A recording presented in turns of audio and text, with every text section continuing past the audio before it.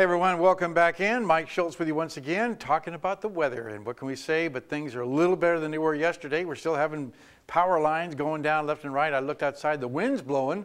So Mother Nature's kind of taking care of getting all the snow off the trees, but already the damage has been done, of course, with all the power outages we're having. We'll talk about that in just a little bit. This is a cool photograph tonight. This one's sent in by Dorothy Loiza, the last rose, sitting among all the snow out there, poking up through the snow. It's one last opportunity to show some beauty there. And as always, if you have a photograph, by all means, send it to photos at ktvf11.com. Your numbers: today's high 34, the low last night 29, the record high 71 in 2003, the record low 3 degrees in 1992. Your sunrise and sunset 11 hours and 25 minutes. And you know what? We had some pretty healthy snowfall yesterday. We'll tell you about that in just a little bit. On our satellite and radars, you can see once again, looking at all that moisture moving off to the east. And that was what brought with it the incredible snowfall and the very heavy wet snowfall bringing down the trees. Now elsewhere, we don't see a whole lot moving in our direction from the northwest, so that's a good sign there. The overall outlook for the lower 48, we'll talk about that in just a little bit, but as far as Alaska goes, you can see showers over the southeast, clearing skies around Ketchikan, partly cloudy skies in the Anchorage Bowl, also around Kodiak Island, up and down the west coast. So looking at temperatures, pretty good range here, 46 at Bethel, but 39 at Nome, and 31 degrees at Barrow with cloudy skies for Yukon and partly cloudy skies there. Lower 48 weather, well, looking at here, again, temperatures cooling down a little bit over the Pacific Northwest around the Seattle area. Still very hot over the desert Southwest, 101 in Las Vegas, 106 at Phoenix. Another hot day in Dallas, 92 degrees, pretty warm for Denver and Salt Lake City and Billings, Montana. And then cool once again over the eastern side of the country with clouds and rain in the picture. Rain over the New York area, and it shows up on the satellite and radar. There's the big blob of precipitation moving right there. Elsewhere, we see a little bit of shower activity moving across the Central Plains and even across parts of Southern California.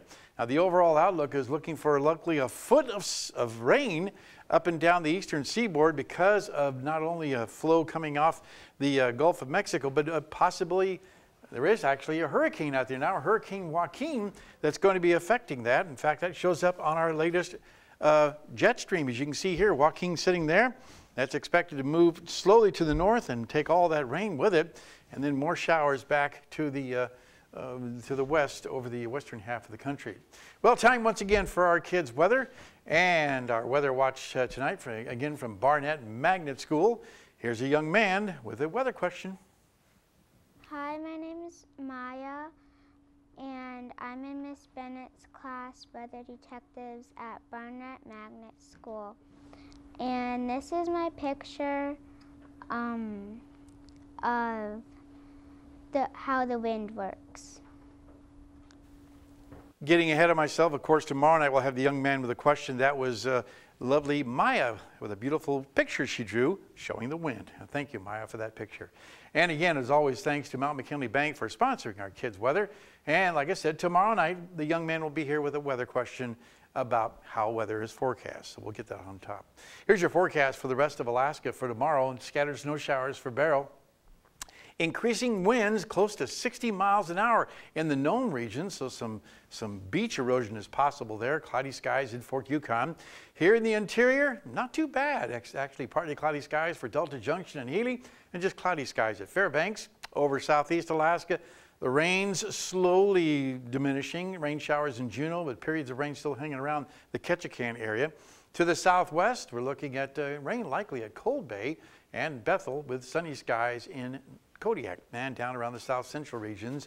It looks like sunny skies for Homer, mostly sunny skies in Valdez and Anchorage. And our forecast for the remainder of the night, looking at again some scattered snow showers that are moving through right now. 23 degrees for the overnight low and a little colder.